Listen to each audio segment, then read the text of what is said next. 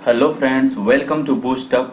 Bihar state computer science का हम लोग टेस्ट सीरीज स्टार्ट कर चुके हैं, जिसमें हम लोग पार्ट 5 तक देख चुके हैं। 1 टू पार्ट 5 हो चुका है। जो लोग चैनल पर नए हैं, पहले फटाफट चैनल को सब्सक्राइब कर दें और वीडियो को स्टार्ट करने से पहले वीडियो को लाइक भी आप लोग कर दें।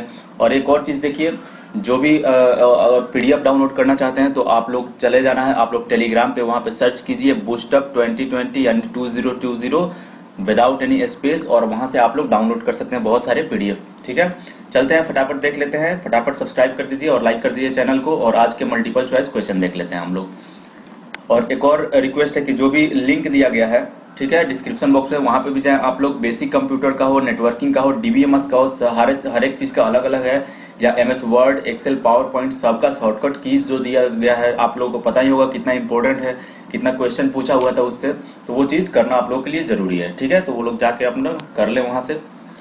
फर्स्ट हमारा क्वेश्चन है आज का, C++, Java, BASIC, COBOL are the example of. किस चीज का, ये किस लैंग्वेज का एग्जाम्पल है? Computer system programming, low level language या हाई लेवल लैंग्वेज? तो देखिए, इसको आंसर अगर जिसको पता होगा वो फटाफट कमेंट बॉक्स में आंसर लिख दे अभी। ठीक है, तो इसका जो करेक्ट आंसर हो जाएगा हाई लेवल लैंग्वेज एच। जो हाई लेवल प्रोग्रामिंग लैंग्वेज है वो है C++, जावा, कोबोल। ठीक है, ये इंग्लिश लाइक लैंग्वेज होता है, इंग्लिश जैसे लिखा जाता है उसी तरह से ये लिखा जाता है। नेक्स्ट क्वेश्चन है, a central computer that holds collection program for many PCs work station computers is an, A या एन, ये उसको हम लोग क्या कह सकते हैं? एक ऐसा सेंट्रल कंप्यूटर हो जो कि क्या करता है, कलेक्शन ऑफ प्रोग्राम रखता है फॉर मेनी पीसीज और वर्क स्टेशन। उसके लिए हम लोग क्या कहेंगे? लैपटॉप कहेंगे, सर्वर कहेंगे, मिनी कंप्यूटर कहेंगे या सुपर कंप्यूटर? तो देखिए, उसको सर्वर कहा जाता है, जो सेंट्रल कंप्यूटर के बाद जहां पे भी आ जाए, ठीक है, जो चीज होल्ड कर रहा है किसी भी बहुत सारे मैनी इंफॉर्मेशन को, या कहीं पे भी वर्क स्टेशन की बात हो, तो वो सुपर कंप्यूटर, सॉरी, ये सर्वर हो जाता है हमारा। नेक्स्ट क्वेश्चन है, micro processor was introduce in which generation of computer? देखिए, फर्स्ट जनरेशन जो था हमारा, उसमें क्या था? वैक्यूम ट्यूब था, फिलामेंट था। सेकंड जनरेशन में ट्रांजिस्टर आ गया, थर्ड जनरेशन में आईसीज आ गया, फोर्थ जनरेशन में हमारा क्या आ जाएगा? माइक्रो प्रोसेसर यहाँ पे आ जाएगा। ठीक है, तो इसका correct answer option number D हो जाएगा। सब चीज याद है आप लोगों को, बता दिया जैसे कि मैंने। नेक्स्ट क्वेश्चन है, a dash is a small hand held computer. एक हैंड हेल्ड कंप्यूटर मतलब हाथ में उसको रख सकते हैं, that helps you to surf and surf the web and perform simple task. जहाँ पे आप वेबसाइट पे सर्फिंग कर सकते हैं और सिंपल टास्क को परफॉर्म भी कर सकते हैं, उसको क्या कहेंगे हम लोग? मिनी कंप्यूटर है, उसको हाथ में हम लोग रख सकते हैं।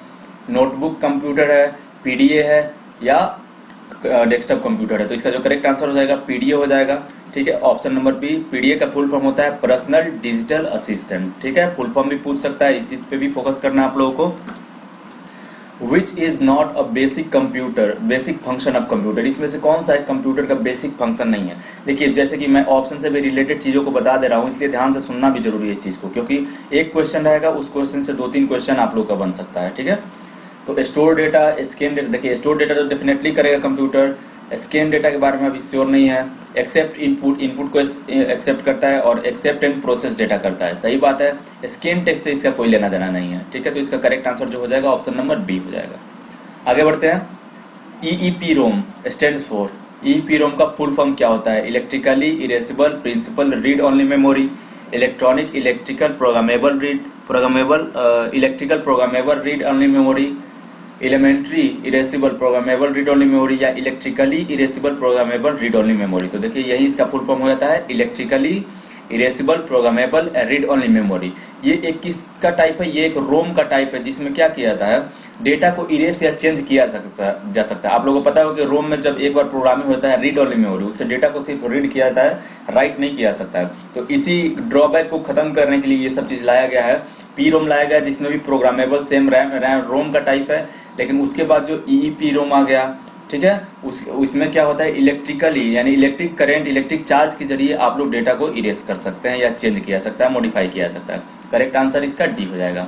या एक होता है जो जिसमें हम लोग क्या इरेसेबल प्रोग्रामेबल होगा। ठीक है, सिर्फ ईईपी रोम नहीं होता, erasable programmable read only memory में याद रखिएगा यूवी लाइट यानी अल्ट्रा वायलेट लाइट के जरिए डेटा को चेंज किया जाता है या इरेज किया जाता है।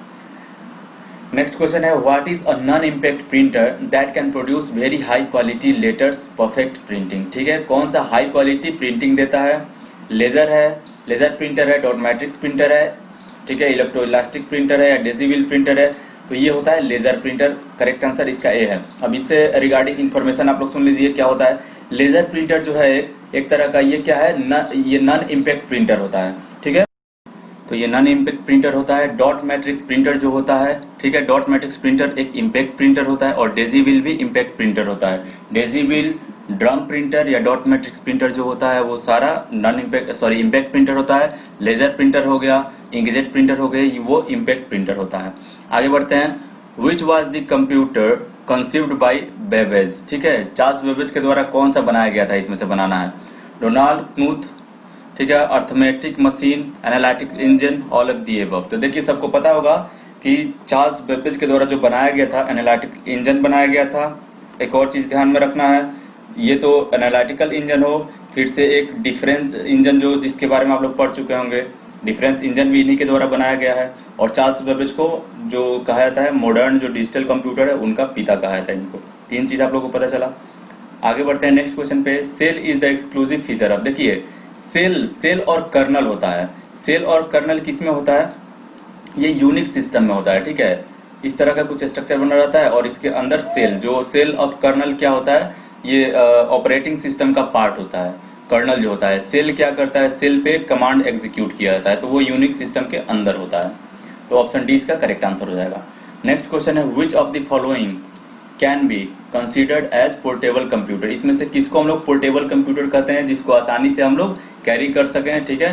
Desktop computer, personal digital assistant यानी पीडीए, मेनफ्रेम कंप्यूटर या मिनी कंप्यूटर। तो देखिए इसका जो करेक्ट आंसर हो जाएगा पीडीए हो जाएगा, क्योंकि पोर्टेबल कंप्यूटर यही होता है आसानी से एक दूसरे जगह तक ला दें, ठीक है। ये होता है personal digital assistant PDA. Next question है which of the following is the full form of ENIAC. ENIAC का फुल फॉर्म क्या होता है, electronic numbers integer and calculator, electronic numerical integrator and calculator, electrical numerical integrator and compulsion, electrical numerical integer and computation, ठीक है। बताइए क्या होता है, दोनों ये कंप्यूटेशन ही है, इसमें से कौन सा करेक्ट आंसर हो जाएगा। तो इसका करेक्ट आंसर होगा option number B, electronic numerical integrator and calculator. Sometimes यहाँ पे कैलकुलेटर की जगह कंप्यूटर भी हो सकता है, ठीक है, कभी कभी लिख देता है, तो वो भी सही हो सकता है।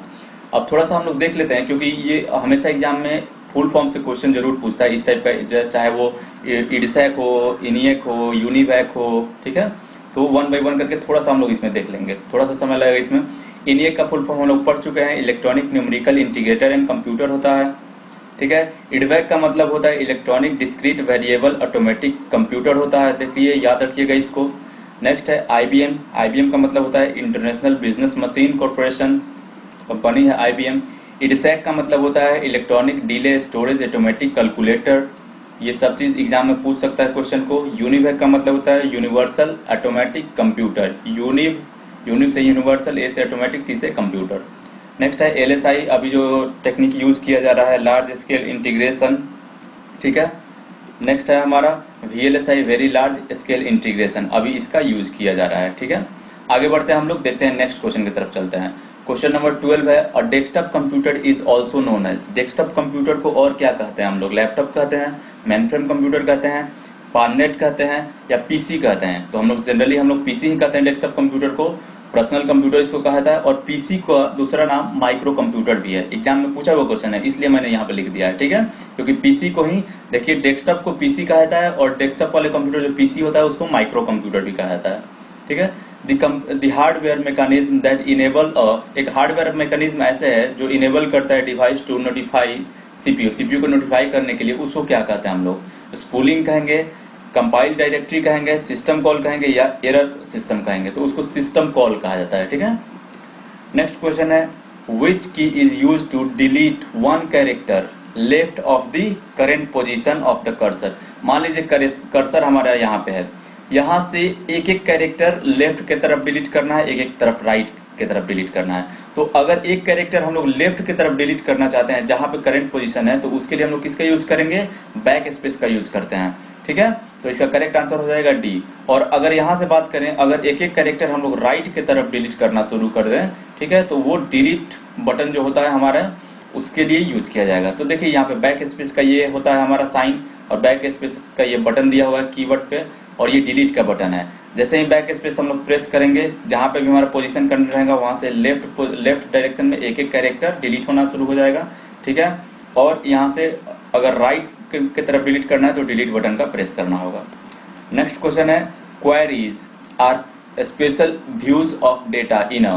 Queries special views of data किस में होता है? टेबल में होता है, रिकॉर्ड में होता है, ठीक है, फॉर्म में होता है या रिपोर्ट में होता है? तो वो होता है टेबल में, ठीक है। रिकॉर्ड किसको कहेंगे टेबल के अंदर? जैसे ये टेबल बन गया हमारा। अब देखिए रिकॉर्ड कहते हैं हम लोग टपल को। टपल किसको कहा जाता है?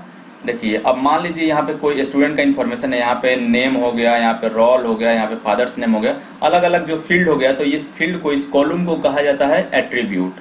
करेक्ट है, एट्रीब्यूट। स्टूडेंट टेबल है तो स्टूडेंट टेबल हमारा जो हो गया वो क्या चीज हो गया? उसको इंटिटी कहा जाता है। अब देखिए ये नेम हो गया, चाहे रोल नंबर है, एड्रेस है, फादर्स नेम है, डेट ऑफ बर्थ है, इसमें अब यहाँ पे कोई भी इंसर्ट करेंगे हम लोग किसी भी स्टूडेंट का इन्फॉर्मेशन, तो एक स्टूडेंट का पूरा रिकॉर्ड यहाँ पे आ सकता है, ठीक है। तो इसको रिकॉर्ड कहा जाता है, इसको टपल भी कहते हैं हम लोग। एक रो इन्फॉर्मेशन को किसी भी टेबल में टपल कहा जाता है, और कॉलम वाले चीज को एट्रीब्यूट कहा जाता है। याद रखना है इस चीज को।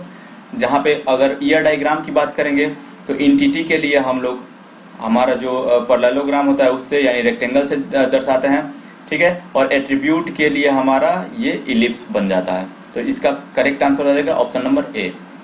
और रो, एक रो इन अ टेबल रिप्रेजेंट, एक टेबल में एक रो को क्या कहते हैं हम लोग? अभी बताया जैसे कि मैंने रिकॉर्ड कहते हैं उसको, या टपल कहा जा सकता है, ठीक है। एक रिकॉर्ड में किसी एक पर्सन का कंप्लीट रिकॉर्ड रहता है एक रो में, तो इसीलिए उसको रिकॉर्ड कहा जाता है। ऑप्शन नंबर ए इसका करेक्ट आंसर है। नेक्स्ट क्वेश्चन है सोफिस्टिकेटेड डेटा टाइप, ठीक है। Sophisticated data types are called dash data type. Sophisticated data types जो होता है उसको कौन सा डेटा टाइप कहा जाता है? User defined, built in data type, primitive data type या फ्लोट? तो उसको यूजर डिफाइंड डेटा टाइप कहा जाता है। आगे बढ़ते हैं। विच of the following is a component of a database? कौन सा इसमें से जो कॉम्पोनेंट है, एक डेटाबेस का कॉम्पोनेंट है यहाँ से? रिकॉर्ड, टेबल, फील्ड या ऑल ऑफ दी अबव? तो सबको पता है रिकॉर्ड भी है, टेबल भी है, फील्ड तो रहता ही है। फील्ड जिसको हम लोग क्या कहते हैं? एट्रीब्यूट कहते हैं। तो इसके लिए हम लोग all of the above correct answer हो जाएगा। नेक्स्ट क्वेश्चन है what is the name of the number system? उस नंबर सिस्टम का क्या नाम है जिसका बेस या रेडिक्स होता है 8? क्या कहेंगे उसको? Hexadecimal number system, octal number या बाइनरी नंबर या डेसिमल नंबर? तो उसको ऑक्टल नंबर कहेंगे। ऑक्टल का मतलब ही होता है 8। अब एक चीज ध्यान से सुनिए, हेक्सा नंबर डेसिमल की अगर बात करेंगे तो उसमें टोटल कितना होगा? बेस, हमारा बेस या रेडिक्स 16 हो जाएगा। और ये नंबर इंक्लूड होता है 0 से लेकर 15 तक, 0 से 9 तक अर्थमेटिक जैसे हम लोग लिखते हैं एज यूजुअल नंबर 9 तक रहता है, और 10 के बाद चेंज हो जाता है। 10 का हम लोग ए लिखते हैं, वैसे ही रेस्पेक्टिवली 15 तक हम लोग फाइनल जो होता है हमारा एफ लिखा जाता है, ठीक है। अब उसके बाद आता है ऑक्टल में 8 वैल्यू होगा, यानी 8 जितना वैल्यू होता है उतना ही उसका बेस होता है। तो 0 से लेकर 7 तक ये टोटल नंबर रहता है। बाइनरी में 2 नंबर होता है, यानी 0 1, तो इसका बेस 2 हो जाएगा या रेडिक्स 2 हो जाएगा। डेसिमल नंबर जो 0 to 9 हम लोग कंसीडर करते हैं, इसमें पूरा बेस 10 हो जाता है डेसिमल का। तो इसका जो करेक्ट आंसर हो जाएगा ऑक्टल नंबर है, क्योंकि 8 बेस इसका कह रहा है। नेक्स्ट क्वेश्चन है the dash controls the client computer resources? क्या चीज क्लाइंट के कंप्यूटर को कंट्रोल करता है? Server application, instruction set, operating system या एप्लीकेशन प्रोग्राम? तो सबको पता ही होगा कि ऑपरेटिंग सिस्टम ही सब चीज को कंट्रोल करता है, ठीक है। तो ऑप्शन सी इसका करेक्ट आंसर हो जाएगा। मूव करते हैं नेक्स्ट क्वेश्चन पे। What utility you use to transfer file and exchange message? कौन सा यूटिलिटी का यूज करेंगे किसी फाइल का या मैसेज का ट्रांसफर करने के लिए? www, world wide web, email, electronic mail, web browsers या हाइपर टेक्स्ट? तो इसका जो करेक्ट आंसर हो जाएगा ईमेल, ठीक है। ईमेल के थ्रू हम लोग मैसेज भी ट्रांसफर कर सकते हैं, कोई फाइल्स वगैरह भी अटैच किया जा सकता है। नेक्स्ट है, ये कल का ही क्वेश्चन है, उसी के जैसा है। अनसोलिसिटेड जो कमर्शियल ईमेल होता है, मतलब अनचाही जो ईमेल होता है जो कमर्शियल रूप से आता है कि ऐसा पॉलिसी कराएं, आपको इतना फायदा हो जाएगा, ईमेल इज कॉमनली नोन, उस टाइप के ईमेल को हम लोग क्या कहते हैं? होक्सेस कहते हैं, ठीक है, या हाइपरटेक्स्ट कहेंगे, जंक कहेंगे या स्पैम कहेंगे। तो इसको स्पैम कहा जाता है। जैसे कि मैंने कल बताया था, स्पैम में कैसा ईमेल होता है? स्पैम के अंदर वही ईमेल स्टोर किया जाता है जिसका आप लोग को कोई जरूरत नहीं है, आपके मन से वो नहीं आ रहा है, ऑटोमेटिक बहुत सारा कमर्शियल पर्पज से अनसोलिसिटेड जो है, जिसको हम लोग क्या कहा जाता है? अनसोलिसिटेड का मतलब होता है कि अनचाहे ईमेल, अनवांटेड ईमेल आपके स्पैम में आएगा। नेक्स्ट क्वेश्चन है with dash the computer modem? किस चीज से computers modem use a standard telephone line to connect to the internet? किस चीज के हेल्प पे टेलीफोन लाइन का यूज करता है मॉडेम नेटवर्क से कनेक्ट होने के लिए? सैटेलाइट का, ISDN का, DSL का, या डायल अप एक्सेस का। तो इसका जो करेक्ट आंसर हो जाएगा डायल अप एक्सेस। देखिए मॉडेम जब यूज करेगा टेलीफोन लाइन का तो डायल अप एक्सेस का यूज करता है। ISDN का फुल फॉर्म जो होता है इंटीग्रेटेड सर्विस डिजिटल नेटवर्क होता है। देखिए मैं हर एक क्वेश्चन को डिटेल में बता रहा हूँ ताकि आप लोगों को यही क्वेश्चन है, इससे रिलेटेड बहुत सारा क्वेश्चन बन जाए। DSL का फुल फॉर्म जो होता है डिजिटल सब्सक्राइब लाइन होता है, डिजिटल सब्सक्राइबर लाइन होता है। इंटीग्रेटेड सर्विस डिजिटल नेटवर्क इसका होता है ISDN का फुल फॉर्म। याद रखना है सब चीज बातों को। नेक्स्ट क्वेश्चन है a dash shares hardware software and data among authorize user. क्या चीज शेयर करता है? हार्डवेयर को भी, सॉफ्टवेयर को भी, और कोई भी डेटा को ऑथोराइज जो भी जिनको अथॉरिटी प्राप्त है, जिनको कमांड प्राप्त है कि आप लोग ये कर सकते हैं, ठीक है, वहीं एक्सेस कर सकते हो उसको। प्रोटोकॉल होता है, हाइपर टेक्स्ट होता है, नेटवर्क होता है या ट्रांसमीटर होता है। तो देखिए नेटवर्क होता है। नेटवर्क में जितने भी सिस्टम कनेक्ट होते हैं उन सब के पास अथॉरिटी होता है कि उस नेटवर्क में जितने भी डिवाइस कनेक्ट हैं, चाहे वो पेरिफेरल्स हो, उनका वो यूज कर सकते हैं, ठीक है, चाहे वो प्रिंटर हो, मेमोरी हो कॉमन, ठीक है, स्कैनर हो। तो ऑप्शन सी इसका करेक्ट आंसर हो जाएगा। नेक्स्ट क्वेश्चन है small programmes that act on, एक छोटा सा प्रोग्राम होता है that act on data received by the user computer. जो डेटा यूजर के द्वारा रिसीव किया जाता है उसी पे वो वर्क करता है as a part of a web page. वो वेब पेज का भी पार्ट होता है। उसको हम लोग क्या कहते हैं? छोटा सा एक प्रोग्राम होता है। एप्लेट कहेंगे, ब्राउजर्स कहेंगे, सर्वलेट कहेंगे या सर्च इंजन कहेंगे। तो उसका जो करेक्ट आंसर हो जाएगा सर्वलेट होता है। सर्वलेट क्या होता है? एक छोटा सा प्रोग्राम होता है, ठीक है, जो कि एक्ट करता है data received by the users computer as a part of web page. Next question हमारा है a type of instruction that produce several lines of machines in language code. उसको हम लोग क्या कहेंगे? असेंबल कहेंगे, ठीक है, एड्रेस कहेंगे, निमोनिक्स कहेंगे, मैक्रो कहेंगे। तो वो होता है मैक्रो, ठीक है। मैक्रो एक टाइप ऑफ इंस्ट्रक्शन होता है जो प्रोड्यूस करता है several line of machine language code को। नेक्स्ट क्वेश्चन है which language is directly understood by the computer without translation program. बिना किसी ट्रांसलेशन प्रोग्राम के कौन सा लैंग्वेज कंप्यूटर डायरेक्टली समझ सकता है? सबको पता है कि जो कंप्यूटर वर्क करता है, ठीक है, वो डिजिटली करता है। डिजिटल का जहां भी बात आए तो समझिए कि 0 और 1 का बात हो रहा है, यानी बाइनरी नंबर का बात हो रहा है। तो 0-1 में जितना भी चीज लिखा जाता है, जितना कोडिंग किया जाता है, उसको मशीन लैंग्वेज कहा जाता है। अब एक चीज ध्यान रखना है, हाई लेवल से मशीन लेवल लैंग्वेज में कन्वर्ट करने के लिए कंपाइलर का यूज किया जाता है, ठीक है, या इंटरप्रेटर का यूज किया जाता है। और कंपाइलर और इंटरप्रेटर में डिफरेंट क्या है? कंपाइलर क्या करता है कि जो प्रोग्राम करता है एक बार में पूरे प्रोग्राम को, जितना भी प्रोग्राम लाइन लिखा है, पूरे होल प्रोग्राम को एक बार में कंपाइल कर देता है। और अगर प्रोग्राम में कोई एरर ना हो, गलती ना हो, तभी वो प्रोग्राम रन कर पाता है। लेकिन इंटरप्रेटर में ऐसा नहीं होता है। वो लाइन बाय लाइन कैलकुलेट करता है, लाइन बाय लाइन कन्वर्ट करता है। एक लाइन कन्वर्ट किया, अगर गलत है तो गलत ही रिजल्ट वो दे देगा, लेकिन रिजल्ट देगा जरूर। वो लाइन बाय लाइन करता है। बस दोनों में डिफरेंस यही है। बाकी दोनों हाई लेवल से मशीन लैंग्वेज में ही कन्वर्ट करेंगे। दोनों में डिफरेंस यही है कि एक एट वंस कर देता है पूरे होल प्रोग्राम को, और एक है कि लाइन बाय लाइन करता है, ठीक है। इंटरप्रेटर लाइन बाय लाइन करेगा। बेसिक लैंग्वेज असेंबलिंग लैंग्वेज होगा नहीं, इसका मशीन लैंग्वेज करेक्ट आंसर हो जाएगा। नेक्स्ट क्वेश्चन है which of the following is an IT enable service. इसमें से कौन सा आईटी इनेबल सर्विस है? डेटाबेस है, स्प्रेडशीट है, वर्ड प्रोसेसर है या ई गवर्नेंस है? तो इसका जो करेक्ट आंसर हो जाएगा ई गवर्नेंस हो जाएगा। ये एक आईटी इनेबल सर्विसेज है। नेक्स्ट है इन सी प्लस प्लस जो प्रोग्रामिंग लैंग्वेज होता है, जो कि एक हाई लेवल लैंग्वेज होता है, ऑब्जेक्ट ओरिएंटेड लैंग्वेज होता है। तीन चीज आप लोग जान लिए। A function content with in a class, एक फंक्शन ऐसा है जो क्लास के अंदर है, उसको क्या कहते हैं? अ मेथड कहेंगे, अ क्लास फंक्शन कहेंगे, मेंबर फंक्शन कहते हैं या नन ऑफ दीज कहते हैं, ठीक है। तो इसका जो करेक्ट आंसर है वो मेंबर फंक्शन होता है। एक ऐसा सी प्लस प्लस के अंदर जो कि फंक्शन मेंटेन्ड है किसी क्लास के अंदर, उसको मेंबर फंक्शन कहा जाता है। नेक्स्ट क्वेश्चन है how many values can be return from a function in C plus plus. कोई भी फंक्शन आप बनाइएगा उसमें से कितना वैल्यू को रिटर्न कीजिएगा? 1 2 3 4। तो देखिए उसमें आप 1 वैल्यू को रिटर्न कर सकते हैं। तो ये थे हमारे टोटल आज के क्वेश्चन, 30 क्वेश्चन सेशन के।